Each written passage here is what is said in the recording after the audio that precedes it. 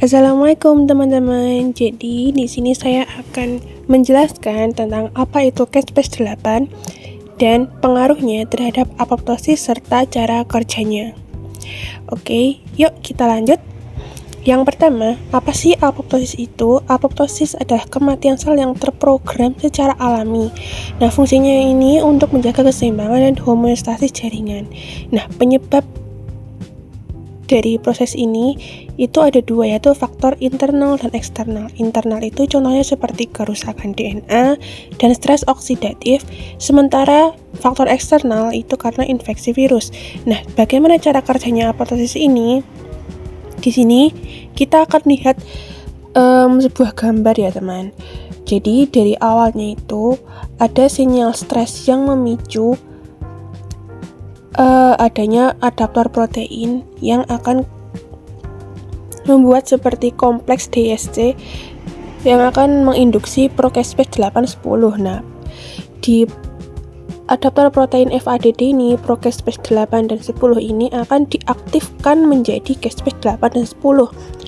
Tapi kenapa sih kok di situ ada dua jalur? Teman-teman bisa lihat ada jalur yang ke atas dan ke bawah.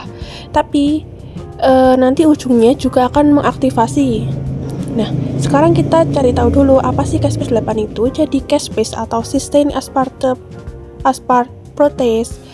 itu berasal dari ekspresi gen CASP8 yang berada di kromosom 2Q33 sampai Q34 yang kemudian ditranskripsi menjadi mRNA lalu ditranslasi oleh ribosom di sitoplasma menjadi protein procaspase 8 tidak aktif. Kenapa tidak aktif? Karena yaitu menunggu sinyal induksi dari sinyal stres yang ada di awal gambar tadi.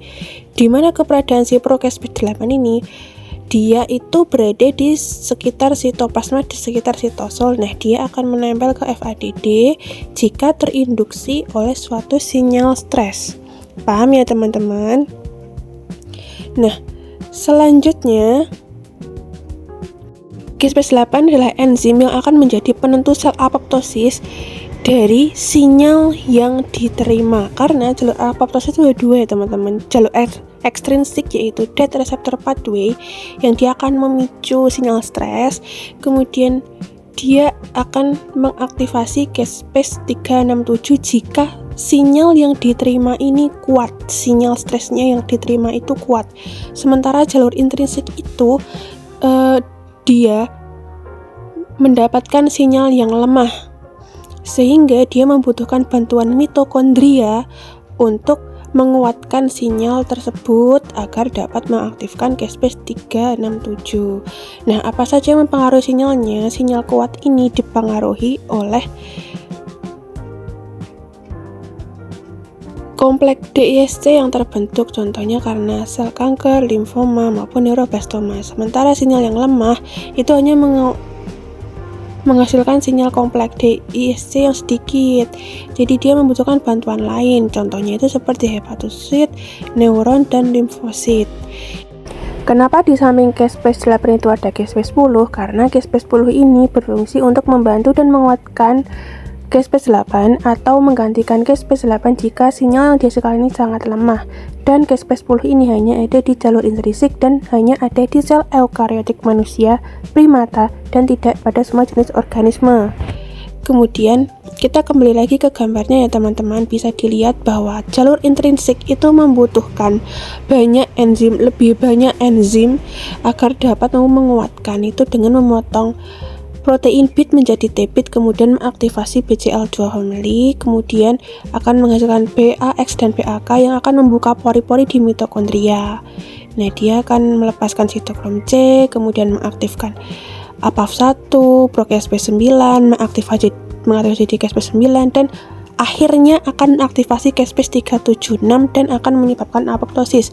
Jadi, ini apoptosis itu harus terjadi, teman-teman.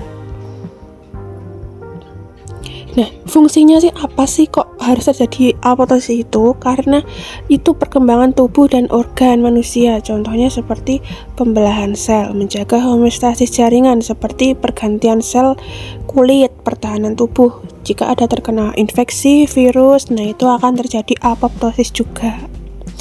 Kemudian dampaknya apa jika terjadi ketidakseimbangan apoptosis. Jika apoptosis berkurang atau terganggu, dia akan menimbulkan penumpukan sel abnormal, contohnya seperti kanker, infeksi kronis, atau autoimunitas. Namun, jika berlebihan, dia juga akan menyebabkan penyakit seperti neurodegeneratif, contohnya Alzheimer, Parkinson, atau mungkin bahkan gangguan imun. Jadi, apoptosis ini tuh harus seimbang teman-teman. So, kesimpulannya adalah Caspase-8 ini dia berperan sebagai enzim inisiator yang penting dalam apoptosis karena dia akan menentukan apakah sel ini akan mati melalui jalur ekstrinsik atau intrinsik tergantung dari kekuatan sinyal yang diterima. Kekuatan sinyal yang ini sangat berpengaruh oleh jenis sel. Contohnya sel tipe 1 dia akan menghasilkan sinyal yang kuat sehingga apoptosis akan berlangsung cepat, sementara pada sel tipe 2 dia hanya akan menghasilkan sinyal yang lemah sehingga harus dibantu oleh mitokondria untuk memperkuat jalur kematian sel. Seperti itu teman-teman. Nah, ini ada beberapa sumber yang saya jadikan bahan untuk presentasi hari ini. Sekian dari pemaparan presentasi saya. Jika ada kurang lebihnya saya mohon maaf. Jika ada informasi yang perlu ditambahkan, saya akan berterima kasih. Wassalamualaikum warahmatullahi wabarakatuh.